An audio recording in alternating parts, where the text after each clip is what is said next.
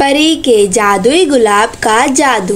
एक समय की बात है, रामगढ़ नाम का एक गांव था जिसमें प्रिया अपनी सौतेली माँ और सौतेले भाई के साथ रहती थी। उसकी माँ की मृत्यु बीमारी के कारण हो गई थी। उसके बाद प्रिया के पिता ने रीता से दूसरी शादी कर ली और कुछ दिनों बाद प्रिया के पिता की एक कार एक्सीडेंट में मृत्यु हो जाती है और प्रिया उस दिन से अपनी सौतेली माँ और सौतेले भाई के साथ रहने लगी। परंतु रीता प्रिया को पसंद नहीं करती थी और प्रिया को घर की नौकरानी की तरह रखती थी। लेकिन प्रिया अपनी सौतेली माँ और सौतेले भाई से बहुत प्यार करती थी और रीता की हर बात मानती थी। एक दिन रीता प्रिया से कहती है, अरे कहाँ मर गई, जल्दी इधर आ। तभी प्रिया अपनी माँ रीता के पास आती है। अरे तूने आज खाने में इतना नमक क्यों डाला है, तुझे हर दिन बताना पड़ेगा क्या? माँ मुझसे गलती से हो गया, मुझे माफ कर दो। तू ऐसे नहीं सुधरेगी, रुक तुझे तो मैं अभी बताती हूँ। रीता यह बोलकर प्रिया के पास जाकर उसका हाथ पकड़ लेती है और उसे मारने लगती है। प्रिया को बहुत दर्द होता है, इसीलिए वह रीता से कहती है, माँ मुझे चोट लग रही है, मुझे छोड़ दो। रीता प्रिया की बात पर कहती है, आज के बाद तेरा पूरा ध्यान काम पर ही रहेगा और दोपहर का जाकर खाना बना। प्रिया रोते रोते खाना बनाने के लिए किचन में जाती है और खाना बनाकर घर का सारा काम करने के बाद प्रिया अपने कमरे में सोने चली जाती है। प्रिया हर रोज अपने माता पिता को याद करती और जब सुबह होती है तो रीता प्रिया को उठाने उसके कमरे में जाती है और प्रिया से कहती है, अरे उठ जल्दी उठ, कब तक सोएगी, पता नहीं इससे मेरा पीछा कब छूटेगा। रीता की आवाज सुनकर प्रिया जल्दी से उठ जाती है और किचन में जाकर चाय बनाने लगती है और रीता प्रिया को उठाने के बाद खुद सोने चली जाती है। कुछ समय बाद रीता भी उठती है। जब रीता उठ जाती है तो प्रिया अपनी माँ के लिए चाय ला ही रही होती है। तभी चाय हाथ से छूटकर नीचे गिर जाती है। रीता यह देखकर बहुत गुस्सा हो जाती है और प्रिया से कहती है, आज तो तूने हद कर दी, तूने इतना महंगा कप तोड़ दिया, तुझे तो जरूर सजा मिलेगी। तभी प्रिया का सौतेला भाई बोलता है, माँ इससे एक भी काम ठीक से नहीं होता और आज इसने तो इतना महंगा कप तोड़ दिया। प्रिया अपनी सौतेली माँ और सौतेले भाई की बात सुनकर डर जाती है और अपनी माँ रीता से कहती है, माँ मुझे माफ कर दो, मेरे से यह गलती से हुआ है, मैंने यह जानबूझकर नहीं तोड़ा है। तू ऐसे नहीं सुधरेगी। फिर रीता प्रिया को मारने लगती है। रीता ने प्रिया को बहुत ज्यादा मार दिया था, जिससे प्रिया लंगड़ाने लगती है और लंगड़ाते लंगड़ाते वो अपने कमरे में जाती है और अपने कमरे में जाकर सो जाती है। अगली सुबह रीता प्रिया से कहती है, प्रिया जा और जंगल से लकड़ियाँ लेकर आ। हाँ माँ मैं अभी जाती हूँ। प्रिया जंगल में जाती है पर प्रिया को एक भी सूखी लकड़ियाँ नहीं मिलती। बहुत देर ढूंढने के बाद उसे सूखी लकड़ियाँ मिल जाती है। प्रिया उन लकड़ियों को लेकर घर जाने लगती है। तभी प्रिया के पीछे एक जंगली जानवर पड़ जाता है, जिससे प्रिया बचने के लिए जंगल के अंदर भाग जाती है। बहुत देर से भागने की वजह से प्रिया थक जाती है और एक पेड़ के नीचे बैठ जाती है। वह अपनी आसपास की जगह को देखने लगती है और वह कहती है, अरे मैं तो अपनी जान बचाने के चक्कर में जंगल के अंदर आ गई हूँ और मैं अब घर कैसे जाऊँगी। प्रिया रास्ता भटक जाती है और वह जंगल के बहुत अंदर आने की वजह से उसे रास्ता पहचान में नहीं आ रहा था और वह उसी पेड़ के नीचे बैठकर रोने लगती है।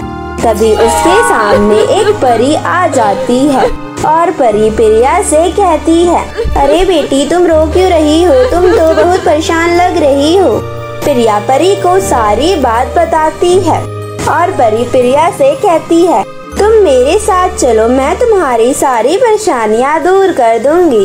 प्रिया परी के साथ एक गुलाब के बगीचे में जाती है जहाँ पर बहुत सारे गुलाब होते हैं। परी उन सभी गुलाबों में से एक गुलाब प्रिया को देती है और प्रिया से कहती है, ये गुलाब कोई मामूली गुलाब नहीं है, यह तुम्हारी सभी परेशानियों को दूर कर देगा और तुम्हें इस जंगल से भी तुम्हारे घर तक पहुंचा देगा। प्रिया यह सुनकर बहुत खुश हो जाती है और परी वहां से चली जाती है। प्रिया उस गुलाब की मदद से अपने घर आ जाती है। उसका सौतेला भाई प्रिया को आता देखकर अपनी माँ से कहता है, माँ देखो प्रिया आ गई है। यह सुनकर रीता आ जाती है और प्रिया से कहती है, अरे तू कहाँ गई थी और आने में इतना देर क्यों लगा दिया? और तू लकड़ियों के बजाय ये गुलाब लेकर आ रही है? क्या तुझे पता नहीं है कि मैं तेरी हालत क्या करूँगी इसके बदले? तभी प्रिया अपनी माँ से कहती है, माँ ये जादुई गुलाब है जो हमारी सभी इच्छाओं को पूरा कर देगा। एक गुलाब कैसे हमारी सभी इच्छाओं को पूरा कर सकता है? लगता है तू पागल हो गई है। रुको माँ, मैं तुम्हें अभी दिखाती हूँ।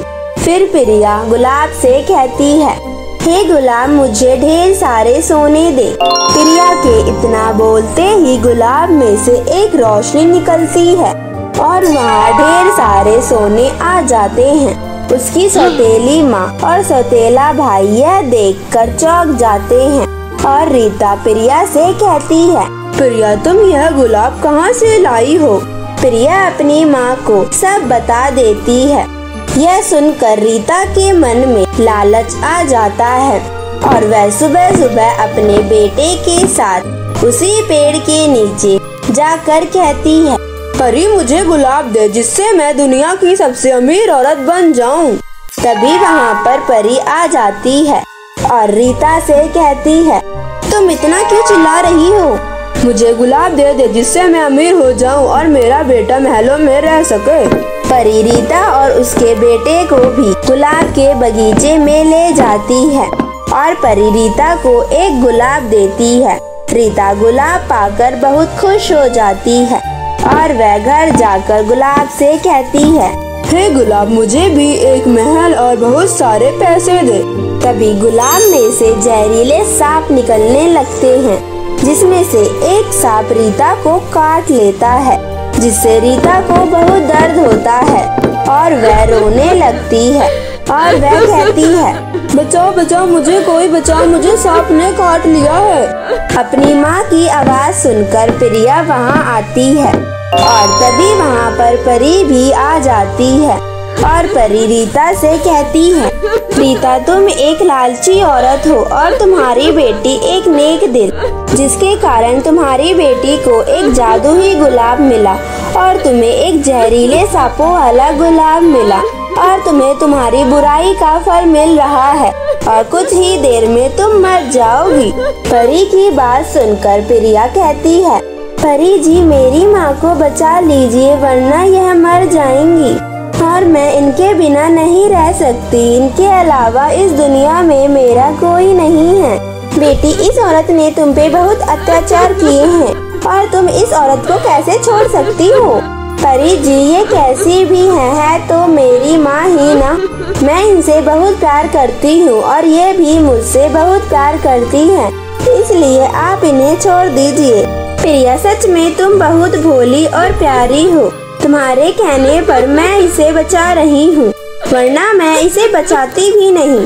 तभी परी अपने जादू से रीता के सभी घाव ठीक कर देती है और परी वहाँ से चली जाती है।